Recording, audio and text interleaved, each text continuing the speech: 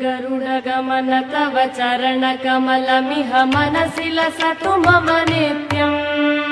गरुडगमन तव चरणकमलमिह मनसि लसतु मम नित्यम् मनसि लसतु मम नित्यम्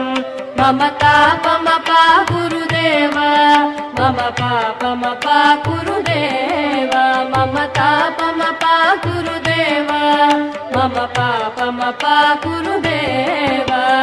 जलजनयन विधिन मुचिहरण मुख विबुध विनुत पद पद्मा जलजनयन विधिन मुचिहरण मुख विबुध विनुत पद पद्मा विबुध विनुत पद पद्मा मम तापमपा गुरुदेव मम पापमपा गुरुदेव मम तापमपा गुरुदेव मम पापमपा गुरुदेव।